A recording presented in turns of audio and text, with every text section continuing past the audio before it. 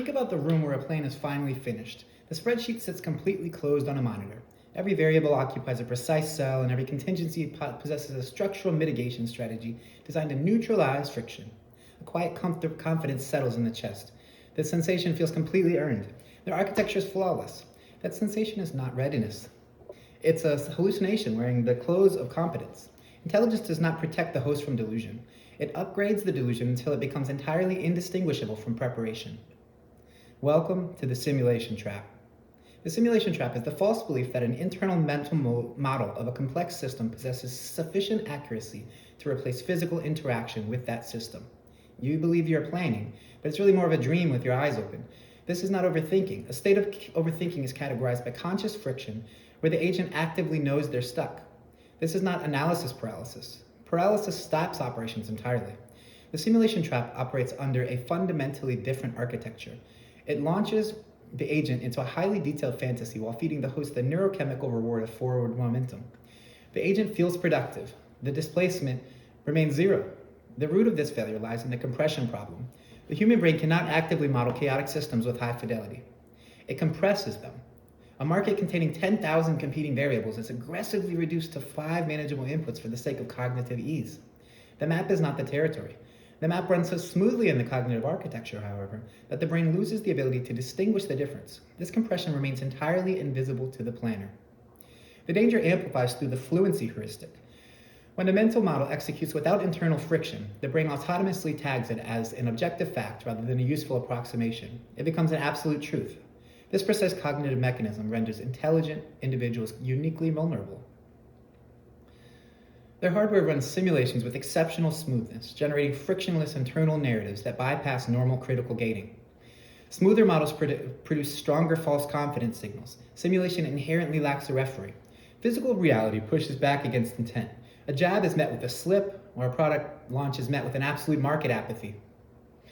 The physical symptom provides immediate correction. Simulation has no correction mechanism whatsoever.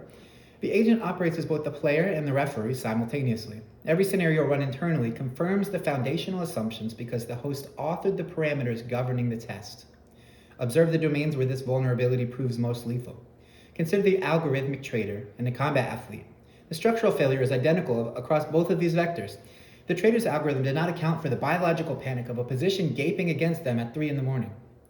The fighter's shadowboxing routine neglected to simulate the degradation of peripheral vision following a clean hook to the jaw. The founder built the flawless conversion funnel, completely forgetting to model the visceral impact of the first user expressing absolute apathy.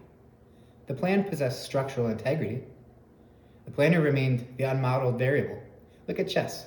It perfectly illustrates the danger of misapplied models. Chess actively rewards simulation because it exists as a closed system containing perfect information.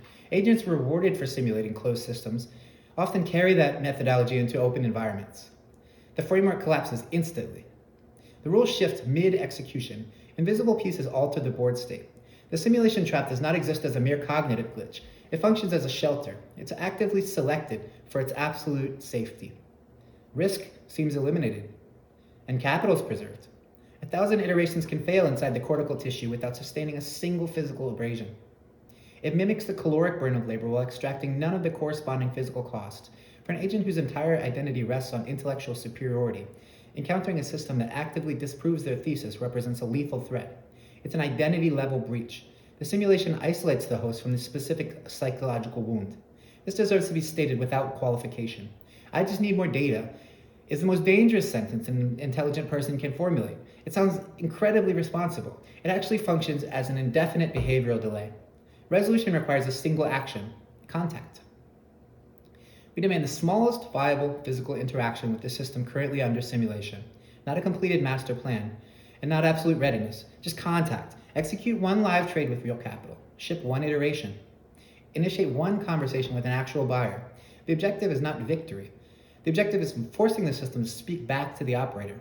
A single second of physical contact corrects over 100 hours of theoretical simulation. It aggressively introduces variables the neurology literally is incapable of generating in isolation. The diagnostic metric is absolute. Comfort indicates you remain inside the model. Discomfort serves as the primary signal that you finally touch something real. The sequence must be strictly enforced.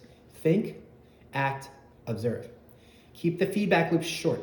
Do not fall into the trap of endless cognitive iteration. Return to the quiet room. The spreadsheet remains perfectly formatted. The variables are neatly categorized. The sensation of readiness is profoundly seductive. The choice is whether you'll accept the friction of the territory or retreat to the comfort of your mental model. The map is not the territory. For the intelligent agent, the map is drawn with such exquisite precision that they forget the territory exists.